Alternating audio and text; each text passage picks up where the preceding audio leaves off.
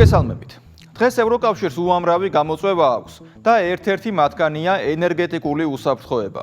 Deep State-ის ანუ არაფორმალური ოლიგარქიული მმართველობის მიზანი ევროკავშირის დასუსტება და ტრანსფორმირებაა. ევროკავშირი არის გლობალისტური და ნეოლიბერალური პოლიტიკური პროექტი, ზესახელმწიფოებრივი და ზეეროვნული სტრუქტურებით. მისი დანიშნულება სწორედ ის არის, რომ ძველი კულტურულ ისტორიულ მეხსიერებაზე დამყარებული ევროპა გაქრეს. წარსულს ჩაბარდეს ევროპული იდენტობა. ევროპული ტრადიციული და ქრისტიანული ქვეყნების წარსული გახდეს და არსებობდეს ახალი, მართვადი პროექტი. ამაში თავისი როლი აქვს არალეგალურ მიგრაციას, LGBT იდეოლოგიის დანერგვას, ომს უკრაინაში და ასევე მწვანე პოლიტიკის გატარებას, რომელიც ევროკავშირის ეკონომიკას სერიოზულ გამოწვევებს უქმნის. შეგახსენებთ, რომ ევროკავშირის დასუსტების გეგმა გლობალური Deep State-ის მიერ 2006 წლის შემდეგ გააქტიურდა. მიზანი კი შტატებისთვის ევროკავშირის სახით კონკურენტის ჩამოშორება იყო, ვინაიდან მაშინ 1,5 ტრილიონ ევროთი აჯობა ამ უკანასკნელის ეკონომიკამ ამერიკის ეკონომიკას. ეს კი წითელი ხაზი აღმოჩნდა. ევროკავშირისა და ევროპის დასუსტების საქმეში თავისი დიდი როლი აქვს ევროპის ქვეყნებისთვის, განსაკუთრებით ევროკავშირის წამყვანი ეკონომიკების ქვეყნებისთვის, ეგრეთ წოდებული მწვანე პოლიტიკისა და ენერგეტიკის გატარების იძულებას. მწვანე პოლიტიკისა და ენერგეტიკის დანერგვა ურთიერთსაწინააღმდეგო, ურთიერთგამომრიცხავ მოცემულობას ქმნის. არავინ არის წინააღმდეგი, რომ გერმანიის, საფრანგეთისა და სხვა ქვეყნების ენერგეტიკის წილი მზისა და ქარის ენერგიაზეც გადანაწილდეს, მაგრამ ჩნდება მთავარი შეკითხვა. რატომ უნდა მოხდეს ეს იმ მიმართულებების ხარჯზე, რაც ისედაც არ არის საფრთხის შემცველი გარემოსა და კლიმატისთვის. გასაგებია თუ კი მაგალითად ქვანახშირზე უარს იტყვის რომელიმე ქვეყანა, მაგრამ არის კი ლოგიკა ატომურ ენერგიაზე უარის თქმაში.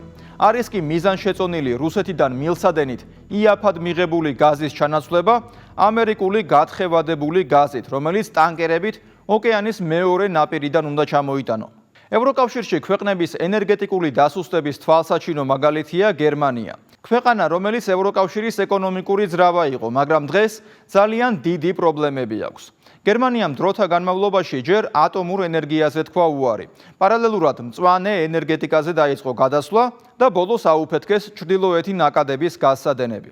2023 წლის 16 აპრილის ღამეს გერმანიამ გამორთო ქვეყანაში მოქმედი უკანასკნელი 3 ატომური ელექტროსადგური. არადა 2000-იან წლებში ქვეყანაში მოქმედებდა 19 ატომური ელექტროსადგური. ფუკუშიმას კატასტროფის შემდეგ ანგელა მერკელის ხელისუფლებამ განაცხადა, რომ ატომური ენერგეტიკა მეტად სახიფათო იყო და ელექტროსადგურების ეტაპობრივი გაჩერების გადაწყვეტილება მიიღეს. ამ გადაწყვეტილებას მაშინვე ეწინააღმდეგებოდა გერმანიის მოსახლეობის დაახლოებით 2/3. ბედის ირონია ისიც არის, რომ გერმანიაში 25 ოქტომბერსაც უკვე ყოფილი ყველაზე ძლიერი ატომური ელექტროსადგურის გაგრილების კოშკები ააფეთქეს, რითიც ამ სადგურმა არსებობა დაასრულა. ბავარიაში გუნდრე მინგენის ატომური სადგურიც ააფეთქეს. ამით გერმანიამ სრულად თქვა უარი ატომურ ენერგიაზე და ყველა სადგური დახურა. გერმანიასთან შედარებით სრულიად საპირისპიროდ გამოიყურება უნგრეთის რეალობა.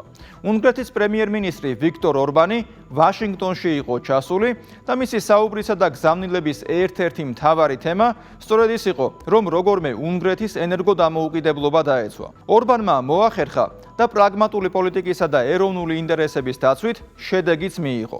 უნგრეთი გათავისუფლდა რუსულ ნავთობთან დაკავშირებით დაწესებული სანქციებისგან. ასევე სანქციებისგან გათავისუფლდა უნგრეთში მშენებარე ატომური ელექტროსადგური პაკშ-2. ამ სადგურს რუსული როსატომი აშენებს. 4 ბლოკი ჯერ კიდევ საბჭოთა კავშირის დროს აშენდა. ახლა კი დამატებით 2 ბლოკის მშენებლობა მიმდინარეობს. ცნობისთვის ამჟამად პაკშის ატომური სადგურის სიმძლავრე 2000 მეგავატია. 2 დამატებითი ბლოკის აშენების შემდეგ კი სიმძლავრე 4400 მეგავატი იქნება. ხაზგასასმელია ისიც, რომ ახლა უკვე ჩეხეთის დაუპირისპირდება ბრიუსელის დიქტატს და სხვა ყველაფერთან ერთად ეს გამოიხატება ბრიუსელის მწვანე პოლიტიკასთან ბრძოლითაც. გამოცემა პოლიტიკოს საკუთარ წყაროებზე დაყრდნობით წერს, რომ ევროკავშირის მწვანე პოლიტიკასთან დაპირისპირება ანდრეი ბაბიშის პირველი მთავარი ნაბიჯი იქნება ევროკავშირის პოლიტიკურ სპექტაკლში. ძალკე საკითხია ისიც, რომ კლიმატის დაცვის ლოზუნგებით ევროკავშირმა საკუთარ წარმოებას ძლიერი დარტყმა მიაყენა და სამუშაო ადგილებიც იკარგება. ევროკავშირის მწვანე პოლიტიკისა და ენერგეტიკული გამოწვევების შესახებ ნახეთ გიორგი მდივანის სიუჟეტი. ევროკავშირის მდგომარეობა დღითი დღე უარესდება. ევროკავშირის ლიდერები, ევროგაერთიანების სახელით მოლაპარაკე პოლიტიკოსები, ვინც რეალურად გლობალური deep state-ის მარიონეტებს წარმოადგენენ, ზნეს არ იცვლიან. საკუთარი შეცდომებისგან, რაც ხშირად პოლიტიკურ ფიასკოში გადადის, გაკვეთილი ვერ გამოაქვთ და ისევ იმ პოლიტიკური სიგიჟეების კეთებას აგრძელებენ, რამაც კონტინენტი ეგზისტენციალური საფრთხის წინაშე დააყენა. ევროკომისია ცდილობს ევროპა პოლიტიკური ხარაკირით დაასრულოს. ეს ყველაზე კარგად უკრაინის ომის გაგრძელების გაუთავებელ მცდელობებში და მწვანე შეთანხმების ბოლომდე გატანაში ჩანს. ერთიც და მეორეც ევროპულ ეკონომიკას აფერხებს, მოსახლეობას აღარიბებს, ევროკავშირს არაკონკურენტუნარიანს ხდის. მაგრამ ევრობიუროკრატების დიდ ნაწილს ეს საერთოდ არ აღელვებს და ისინი მაინც ჯიუტად იმეორებენ დაზაპირებულ ტექსტებს, რომ მწვანე შეთანხმება ბოლომდე უნდა მივიდეს, ევროპა კლიმატურად ნეიტრალური უნდა გახდეს და ასე შემდეგ. მაგრამ მწვანე შეთანხმების მავნებლურ შედეგებს ევროპაში უკვე ძალიან ბევრი მოწინააღმდეგე გამოუჩნდა, მათ შორის სხვადასხვა გავლენიანი პოლიტიკური აქტორები და სხვადასხვა სახელმწიფოების მთავრობები.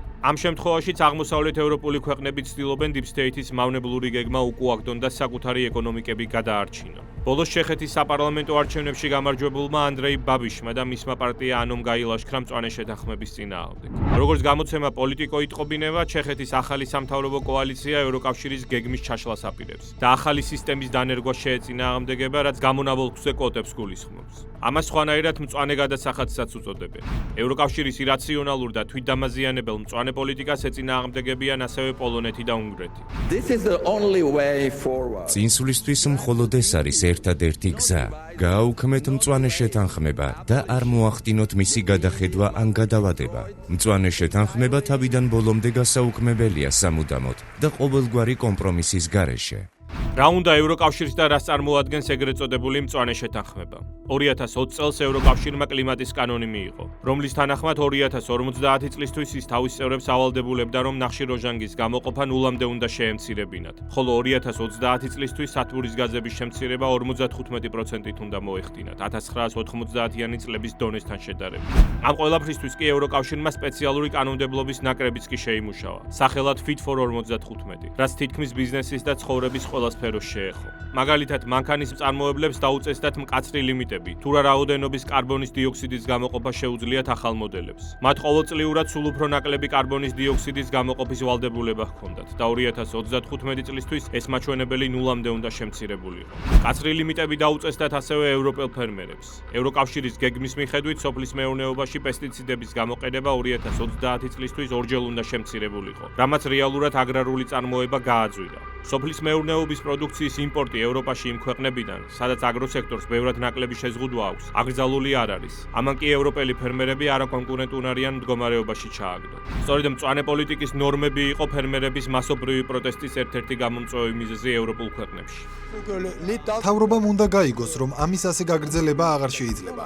ჩვენ აღარ გვაქვს ფული, რომ თავიდან დავიწყოთ. ჩვენ ძალიან ბევრი გარემოს დაცვითი რეგულაცია გვაქვს, რაც უკვე საკმარისია. 2019 წლიდან 2024 წლის ივლისამდე ევროკავშირმა 100 კანონზე მეტი მიიღო მწვანე პოლიტიკასთან დაკავშირებით. არც ერთი სხვა მიმართულებით ევროკავშირს ამდენი დრო და ძალისხმევა არ დაუხარჯავს. უამრავი ახალი კანონის გარდა მწვანე შეთანხმება უთვალავ ფულსაც მოითხოვს.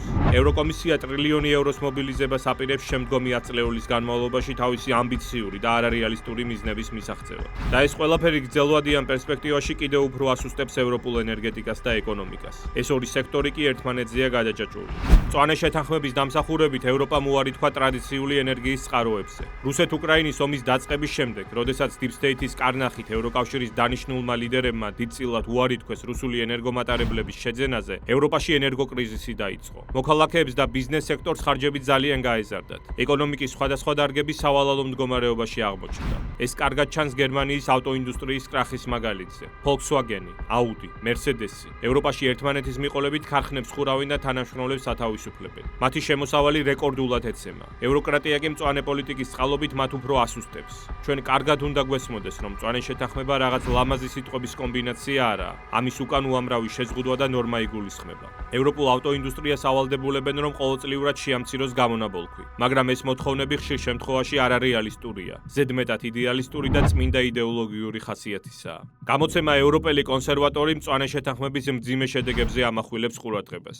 2020 წლიდან ევროკავშირის რეგულაციები მოითხოვს, რომ ახალი ავტომობილების საშუალო გამონაბოლქვი CO2 არ აღემატებოდეს 95 გრამს კილომეტრზე. 2025 წლისთვის ეს მაჩვენებელი 15%-ით, ხოლო 2030 წლისთვის 55%-ით შემცირდება 2021 წლის დონესთან შედარებით. ლიმიტის გადაჭარბების ყოველი გრამი მწარმოებლებს 95 евро უჯდებათ თითო ავტომობილზე, რაც პოტენციურად დამანგრეველი ჯარიმაა ტრადიციული ავტომწარმოებლებისთვის.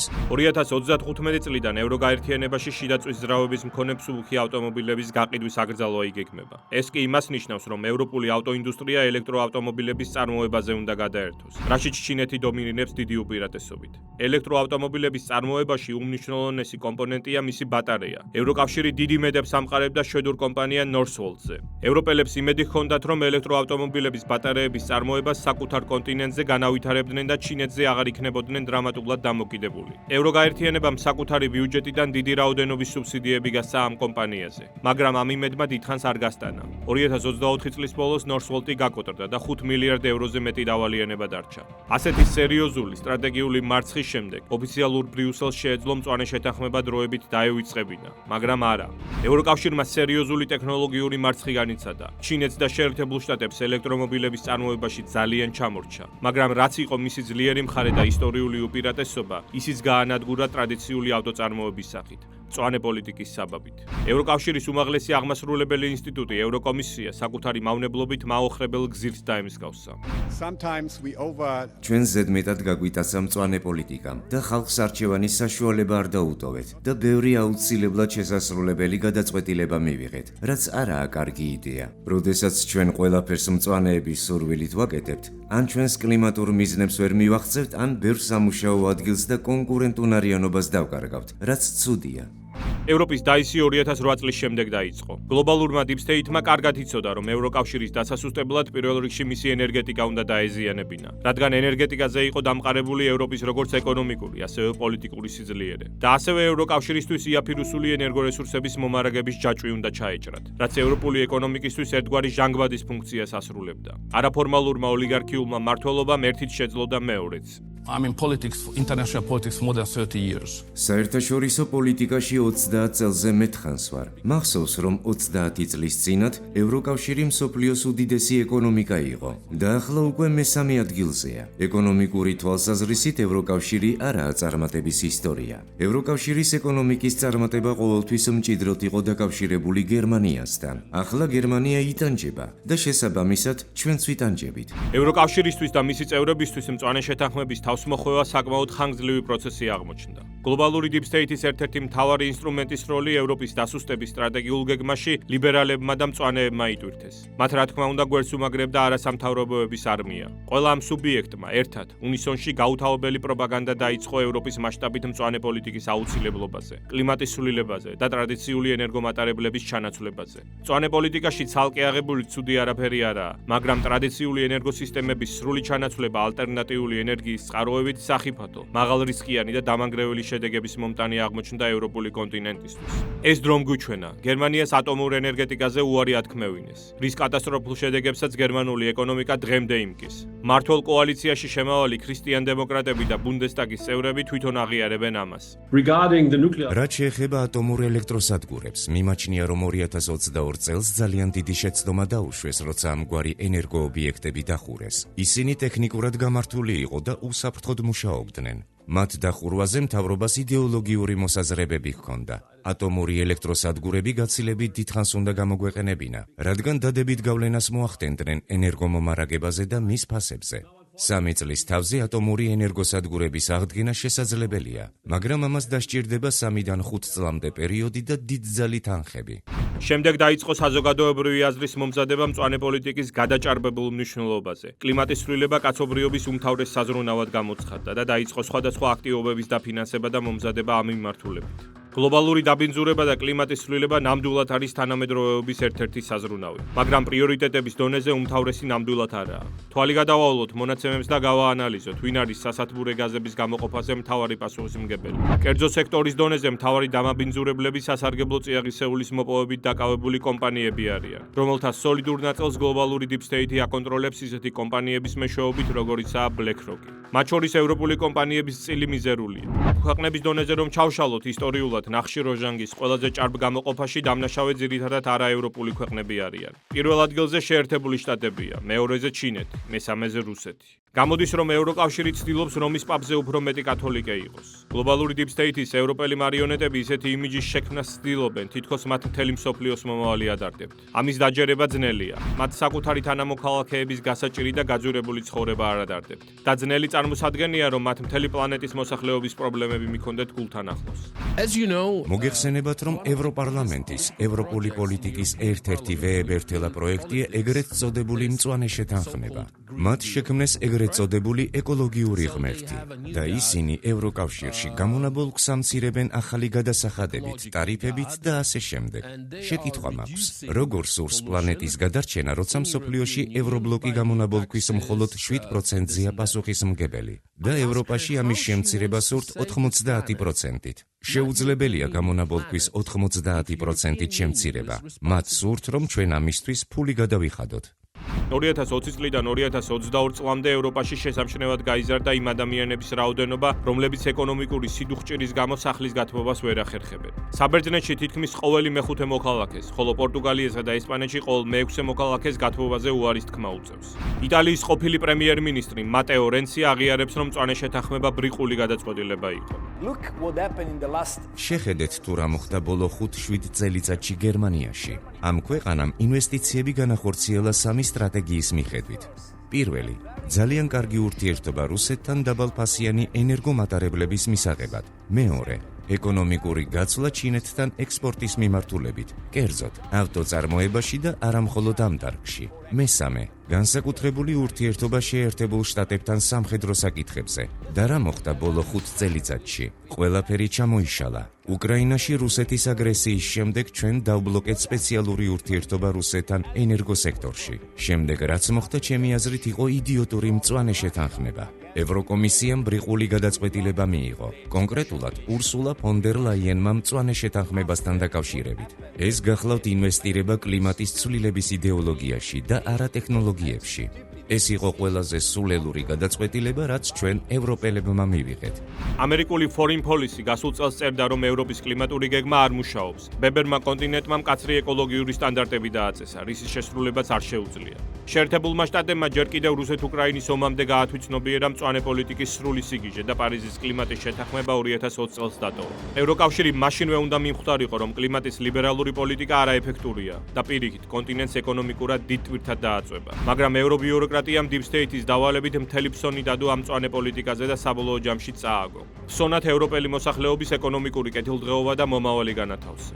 ევროპის მწვანე შეთანხმება ევროკავშირის დასუსტების გრძელვადიანი და მზაკვრული გეგმა აღმოჩნდა. deep state-ის დავალებით ევროლიდერშიპმა მწვანე პოლიტიკის აგრესიული დანერგვით ენერგოკოლაფსი დააჩქარა. რიგით მოქალაქეებს და ეკონომიკის საკვანძო დარგებს ხარჯები გაუწვიდა, რითაც მათი მდგომარეობა ძალიან შეასუსტა. და ეს არ არის ევროგაერთიანების უბრალო სიბრიყვე, ან კომპეტენციის ნაკლებობა. ეს არის საღიაზრის წინააღმდეგ ბრძოლა. ეს არის მიზანმიმართული მავნებლობა, რაც ევროპელებს 100 მილიარდი ევრო დაუჯდათ. ევროკავშირის ენერგეტიკულ დასუსტებასა და ქვეყნების არამდგრად ენერგეტიკულ წყაროებზე გადასვლისთვის deep state-ი კარგად იყენებს ომს უკრაინაში. ევროკრატები სწორედ იმას იმიზეზებენ, რომ თურმე რუსულ ენერგორესურსებზე უარის თქმით რუსეთს ასუსტებენ და უკრაინაში ომის წარმოების შესაძლებლობას ართმევენ. დღევანდელი მოცემულობა საპირისპიროს აჩვენებს. ახლანდელი ენერგეტიკული პოლიტიკით ევროპა უფრო შორდება ენერგიის მდგრად რესურსებს და შესაბამისად მცირდება და სუსტდება მისი ეკონომიკური შესაძლებლობები და საწარმოო ძალა. მე იოანე შაიშმილაშვილი ვარ. კვირაში 4 ჯერ 21 საათსა და 15 წუთზე. უყურეთ ევროკრატიას.